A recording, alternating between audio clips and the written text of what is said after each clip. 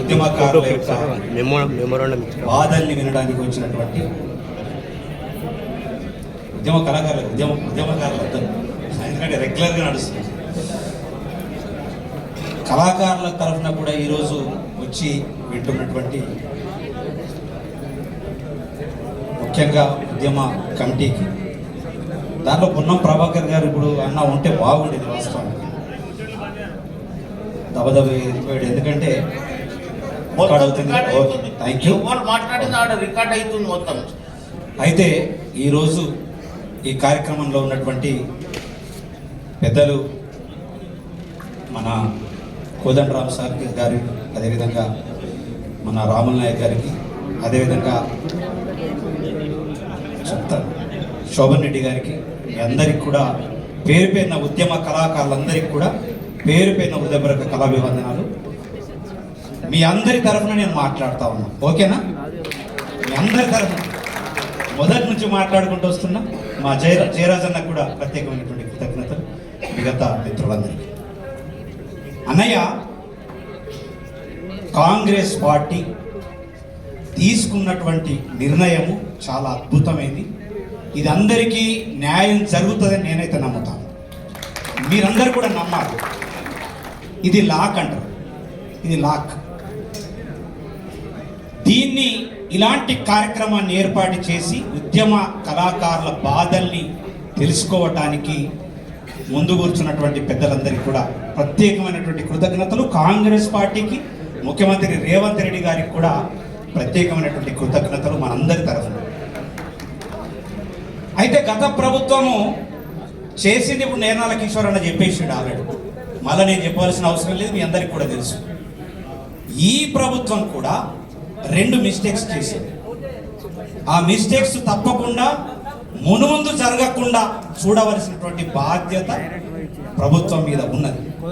అది ఖచ్చితంగా రాసుకోవాలి. ఏ మిస్టేక్ అంటే 9 మంది నా అన్నలు, వాళ్ళందరి పాటలకు నేను సంగీతం చేసిన, అందరి పాటలు నేను విన్నా, వాళ్ళతో పాటలు కూడా రాయించిన. వాళ్ళ 9 మందికి ₹1,00,00,000 ఇచ్చిండ్రు, ఎవరికి తెలియకుండా ఇచ్చిండ్రు. అది మిస్టేక్ నంబర్ 1. నంబర్ 2, 25 మందికి కమిటీలో ఒక కమిటీ ఏర్పాటు చేసి 25 మందికి ఆల్రెడీ అడ్వైజరీ బోర్డు అని పెట్టి, అది కూడా ఎవరికి తెలియకుండా చేసిండ్రు. అది కూడా మిస్టేక్. రెండో తప్పు. మూడో తప్పు చెయ్యొద్దని నేను మనస్ఫూర్తిగా కమిటీని వేడుకున్నాను.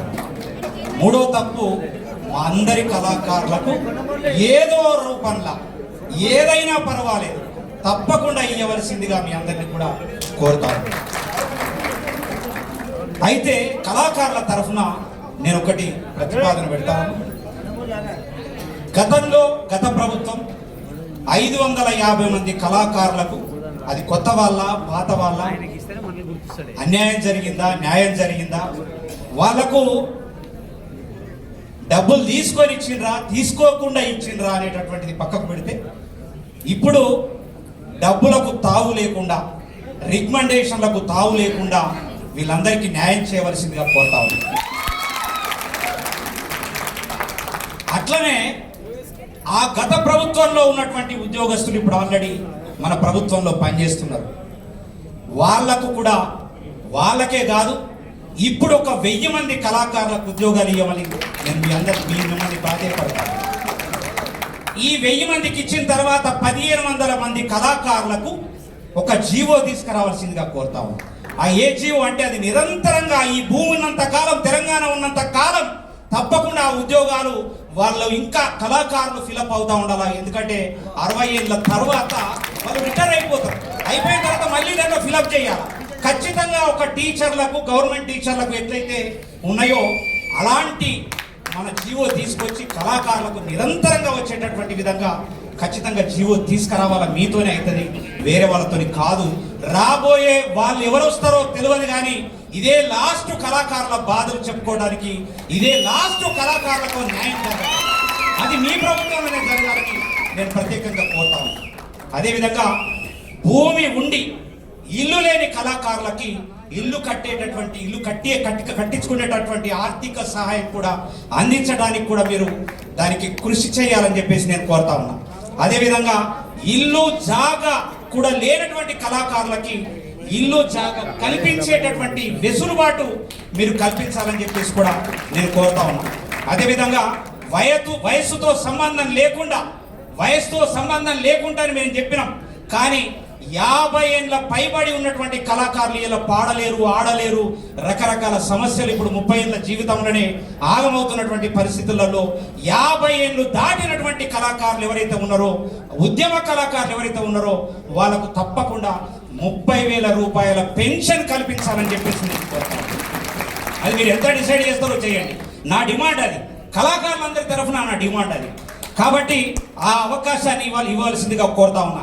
అదేవిధంగా అర్హులైన వారికి ఎవరి జిల్లాల్లో వారికి డబల్ బెడ్రూమ్ ఇల్లును మంజూరు చేయవలసిందిగా కోరుతా ఉన్న కళాకారులకు. ఎందుకంటే అందరికీ అన్ని సాధ్యం కాకపోవచ్చు, అక్కడ డబల్ బెడ్రూమ్ ఇస్తే వాళ్ళు తలదాచుకోవడానికి ఉంటుంది, కాబట్టి అలాంటి అవకాశం కూడా ఇవ్వవలసిందిగా కోరుతా ఉన్నా. అదేవిధంగా ఏదైనా వ్యాపార నిమిత్తం కళాబంధు స్కీమ్ తీసుకురావాల్సిందిగా కోరుతా ఉన్నా. కళాబంధు స్కీమ్ కావాలి మనకు. ఒక కార్పొరేట్ సంస్థను ఏదైనా ఏర్పాటు చేసి దానికి ప్రత్యేకమైనటువంటి ఒక చైర్మన్ ఏర్పాటు చేసి తప్పకుండా కళాబంధు ఇస్తే వాళ్ళు ఉద్యోగం రానటువంటి వాళ్ళు ఉపాధి చేసుకోవడానికి అవకాశం ఉంటుంది. దాన్ని కూడా మీరు ఆలోచించవలసిందిగా నేను మిమ్మల్ని ప్రాధేయపడతా ఉన్నా. అదేవిధంగా ఇంకా వాస్తవానికి నేను ఎమ్మెల్యే కావాలను, ఎంపీ కావాలను, ఎమ్మెల్సీ కావాలను, లేక రాజకీయాల్లో ఏదో పదవి రావాలని మాత్రం నేను రాలేను. నేను తెలంగాణ ఉద్యమానికి ఎందుకోసం కనెక్ట్ అయ్యి సంగీతం సమకూర్చినానంటే, సినిమా ఇండస్ట్రీ బైఫర్కేషన్ అవుతుందేమో, మేము సినిమాలు చేసుకోవచ్చు, పాటలు వాడవచ్చు, అదేవిధంగా సంగీతం చేసుకోవచ్చు, హీరోలను కావచ్చు, హీరోయిన్లను కావచ్చు, రచయితలను కావచ్చు అనేటటువంటి కళలు కన్నాం. కానీ ఆ కళలు కళ్ళలైపోయి ఇలా అవకాశాలు లేనటువంటి పరిస్థితి ఏర్పడ్డది. ఇలా తెలంగాణ ఉద్యమం కోసం కనెక్ట్ అయ్యి పాటలు చేస్తే ఇలా తెలంగాణ పాటలు చేస్తాడు వీడు అని చెప్పేసి ఒక ముద్ర వేసుకొని ఇలా యూట్యూబ్ పుణ్యమాని ఇలా మా పిల్లలంతా కూడా అద్భుతమైనటువంటి జానపద గేయాలు ఇతరాత్ర మా పాటల్ని చేస్తూ ఇలా కాలం గడుపుతూ వాళ్ళ జీవితాల్ని వాళ్ళ కుటుంబాల్ని బతికిస్తున్నటువంటి పరిస్థితి ఇలా ఏర్పడ్డది. దాన్ని కూడా మేమేమనుకున్నామంటే, సినిమా ఇండస్ట్రీ బైఫర్కేషన్ చేసి ఒక 25 లక్షల సబ్సిడీ ఇస్తారని చెప్పేసి మేము కలలు కొన్నాం. దాని మీద కూడా మీరు ఒక్కసారి ఆలోచించవలసిందిగా నేను కోరుతా ఉన్నా. అదేవిధంగా గత ప్రభుత్వంలో కళాకారులకు అవార్డులు వారికి అనుకూలంగా ఉన్నటువంటి వారికి ఇవ్వడం జరిగింది. దాన్ని ప్రక్షాళన చేసి నిజమైనటువంటి కళాకారులకు తప్పకుండా మీరు వాళ్ళకు కావలసినటువంటి అవార్డులు ఇవ్వవలసిందిగా కూడా నేను కోరుతా ఉన్నా. అదేవిధంగా సాంస్కృతిక సారథిని కూడా ప్రక్షాళన చేయండి. ఒక్కసారి నేను రమ్మంటే వస్తా. నేను ఎన్నిసార్లు 100 సార్లు కాదు 1000 సార్లు రమ్మన్న వస్తా.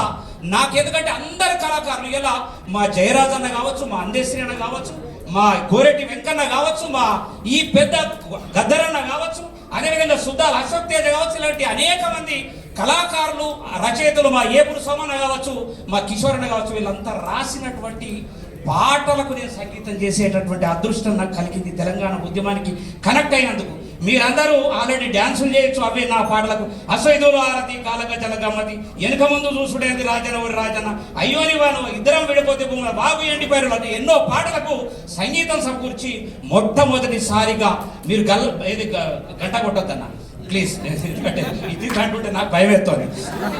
అయితే మళ్ళీ అంటే నేను చెప్తున్నాను, భిక్షాటన రాష్ట్ర వ్యాప్తంగా 4500 కిలోమీటర్ల వరకు భిక్షాటన చేసిన కళాకారులకు ఉద్యోగాలు కావాలి. వీళ్ళందరికీ తెలుసు. వాస్తవానికి వెంటనే నేర్నల కిషోర్ అన్న ఆల్రెడీ దుఃఖాల దుందని పెట్టిన వాళ్ళకు షౌకు ఎక్కలేదు, వాళ్ళు పట్టించుకోలేదు, కాబట్టే భూస్థాపితం అయిపోయింది. ఇలా మన ప్రభుత్వం రావడానికి నేను కూడా కాంట్రిబ్యూషన్ ఉంది. మా సార్కు కోదండరావు సార్కు తెలుసు. కాంగ్రెస్ పార్టీకి ఎన్ని వీడియోలు మాట్లాడినాం, ఎన్ని విధాలుగా మాట్లాడితే ఇలా కాంగ్రెస్ ప్రభుత్వం వచ్చిందో మరి ఖచ్చితంగా గుర్తించవలసిందిగా నేను కోరుతా ఉన్నా. మరి అదేవిధంగా నేర్నాల కిషోర్ అన్న ఇప్పుడు చెప్పినటువంటి కొన్ని ఖచ్చితంగా అవన్నీ కూడా అమలు అయ్యే విధంగా మీరందరూ కూడా తీసుకోవాలా.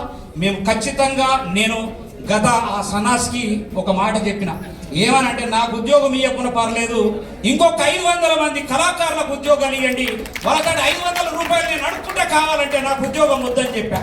ఆయన వినలేదు. ఆ సన్నాసి వినక ఇంతమంది కళాకారుల ఉసురు పోసుకొని ఇలా భూస్థాపితమైనటువంటి పరిస్థితి ఉన్నది. కాబట్టి తప్పకుండా ఈ కళాకారులకు ఏదైతే మీరు న్యాయం చెయ్యాలనేటటువంటి తపనతో 3 నెలల్లో కంప్లీట్ చేస్తాననేటటువంటి తపనతో మీరు ఈ కార్యక్రమం పెట్టినరు. దీన్ని పరిపూర్ణంగా మేము 100 సార్లుగా 1000 సార్లు నేను వస్తా. నాకు అనేక మంది కళాకారులు తెలుసు. నేను ఆల్రెడీ ఉద్యమంలో కీలకంగా ఉన్నా. అందేశ్రీ అన్నతోని మొత్తము రాష్ట్ర వ్యాప్తంగా బండి మీద తిరిగినటువంటి చరిత్ర ఉన్నది. 33 సంవత్సరాలు ఇద్దరము జర్నీ చేసినటువంటి సందర్భము వీళ్ళందరికీ కూడా తెలుసు. కాబట్టి దయచేసి మీకు చెప్తా ఉన్నా, దీన్ని మరో మిస్టేక్ చేయకుండా దాన్ని పరిపూర్ణంగా ప్రతి ఒక్క కళాకారుడికి 4 అంశాలు ఏదైతే పెట్టినరో 4లో ఎవరెవరు దేనికి అర్హత ఉన్నారో దాన్ని పరిపూర్ణంగా మీరు పూర్తి చేయాలని చెప్పేసి మీ అందరికీ మరి ఒక రిక్వెస్ట్ చేస్తూ మీ అందరికి కూడా పేరున హృదయపూర్వక ముఖ్యమంత్రి రేవంత్ రెడ్డి గారికి, మంత్రులకు, అదేవిధంగా ఉద్యమంలో, ఎందుకంటే చాలా మందికి ఇప్పుడు ఇవాళ నేను ప్రొఫైల్ ఇచ్చేటటువంటి పరిస్థితి వచ్చింది. విష్ణు కిషోర్ అంటే ఎవరికి తెలుసు? కళాకారులకు తప్ప ఇప్పుడున్నటువంటి వాళ్ళకి ఎవరికి తెలుసు విష్ణు కిషోర్ అంటే? తెలియదు. ఇవాళ నేను ప్రొఫైల్ ఇచ్చేటటువంటి పరిస్థితి వచ్చింది. అట్లా ప్రొఫైల్ ఇవ్వడానికి వచ్చేటటువంటి పరిస్థితి మా చెల్లె ఉన్నది.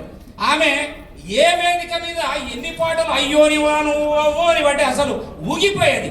వాస్తవానికి నేను చూసిన కళ్ళతో చూసిన ఇక్కడ ఉన్నటువంటి ప్రతి కళాకారులు పాడినటువంటి ప్రతి పాట నేను కళ్ళతో చూసిన. ఎందుకంటే సంగీత దర్శకుని కదా, నేను పాటలు పాడేందుకు మనోళ్ళంతా ఉన్నారు కదా అనే ఆలోచనతో నేను ఏ ఒక్క కూడా పాట పాడలే. అదేదో క్యాసెట్లలో సంగీతం చేసుకుంటా ఉన్నా. ఇవాళ మా వాయిద్యకారులు ఉన్నారు, వాయించినటువంటి వాళ్ళు ఉన్నారు. వాళ్ళకు కూడా మన అద్దెకి దయాకరణతో మాట్లాడినప్పుడు వాళ్ళని కూడా పరిగణనలోకి తీసుకోవాలనేటటువంటి మాట చెప్పాడు.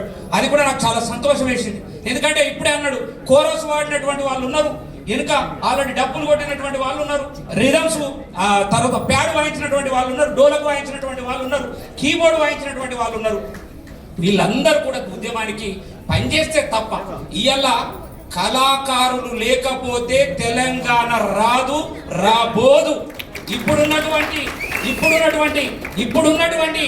ఈ రెండో ప్రభుత్వం కూడా రావటానికి కారణం కూడా కళాకారులు లేని ఉద్యమము లేదు, ఊహించుకోలేమని చెప్పేసి తెలియజేస్తున్నా. ఈ అవకాశం ఇచ్చినటువంటి పెద్దలందరికీ కూడా పేరున హృదయపూర్వక దండాలు. మళ్ళీ ఖచ్చితంగా మా కళాకారుల తరఫున మీరు తప్పకుండా పనిచేయాలి, తప్పకుండా ముందుకు తీసుకుపోవాలని, తప్పకుండా న్యాయం చేస్తారని కోరుతున్నా. అన్న రాములన్న, నాకు ఒక్కసారి చూడే నన్ను, మీరు మా కళాకారులకు దండం పెడతా, మీరు న్యాయం చేసే విధంగా ఇంతకీ ఇక్కడికి ఆగిపోవద్దు, తప్పకుండా న్యాయం చేసే విధంగా శోభన్ రెడ్డి అన్న ప్లీజ్, కోదండరామ్ సార్ అన్న సార్ ప్లీజ్ సార్, మీరు మా కళాకారులకు ఏదో విధంగా న్యాయం చేయాలని కోరుతున్నా. Thank you very much. మీ అందరి తరఫున థ్యాంక్ యూ వెరీ మచ్.